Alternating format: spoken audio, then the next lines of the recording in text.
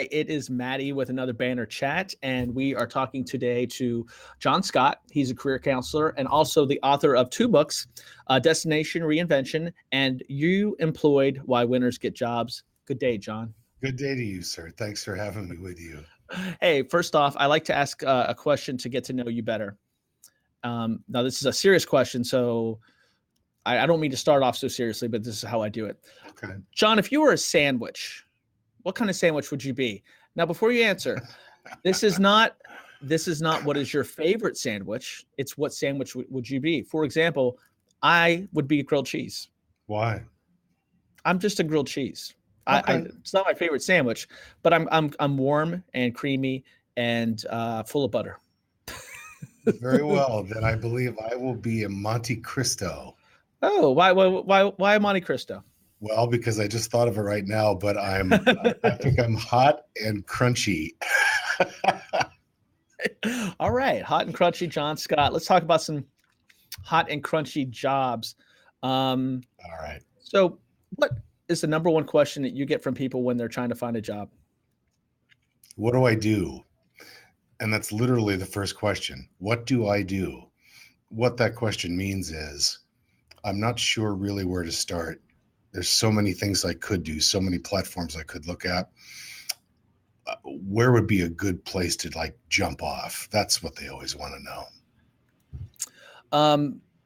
When people are looking for a job, once they finally figure out what they want to do, what are some tips that you would give to make people more marketable? I mean, what are people doing wrong too? What I see usually when I do student reviews of portfolios, either at their midpoint of their academic program or in their final review process where they present their thesis and portfolio to graduate from this department, is what's your brand? Who are you? How have you told your story? Have you been specific about your skills? For example, I'm a multimedia specialist with expertise in videography and lighting. That's like boom, boom, boom, super specific. A lot of students have trouble crafting that story about themselves and then showing that position, that niche that they occupy across their LinkedIn profile, their personal portfolio website, any other social media platforms that they might use, their Twitter account, the one that they use for professional reasons, not their personal one. But right. Branding themselves as being really good at one or two things is usually the biggest challenge for students. That's funny. I was talking to a student who wants to do a sailing podcast. And I said, you know what, when I look at your Twitter and everything, I better see sailing, be a sailor, sell yourself. How does that translate to Joe, everybody? I'm just 30 years old, maybe looking to find a new job. How do you build a brand as somebody that's never thought of that before, maybe not had a background in that? That's a good question. And what's applicable to a millennial student is applicable to a 50-year-old. It's applicable to everyone. You have to decide a couple of things before you get started. Who am I? What are my strengths? What do I enjoy doing?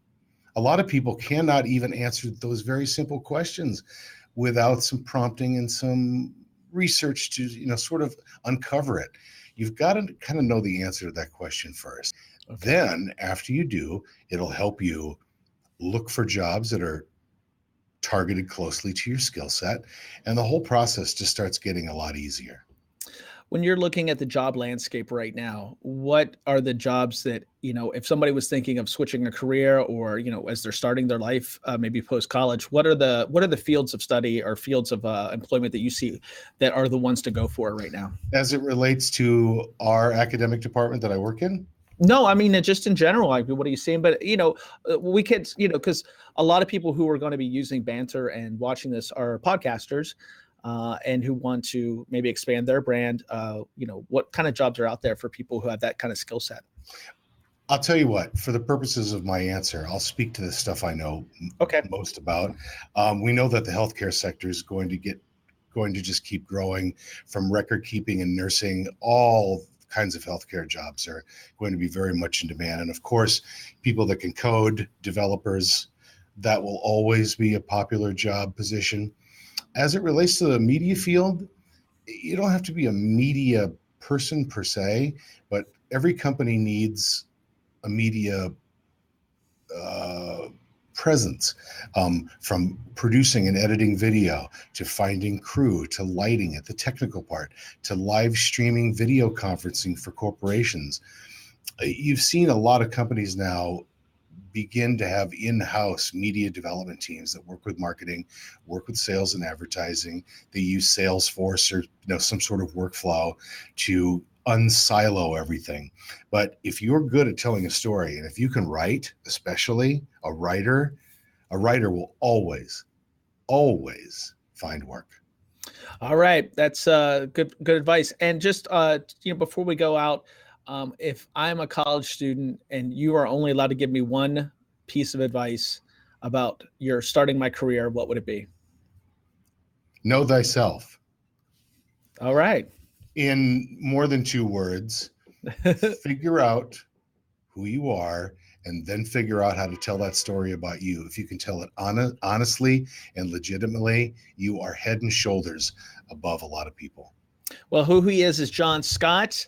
His Twitter link is on the page there. If you're watching this, which you should be, on Banter, you can check him out. And also you can find his books on Amazon. Is that correct? That's right. Destination Reinvention, and You Employed Why Winners Get Jobs. Thanks, John. Thank you, Matty.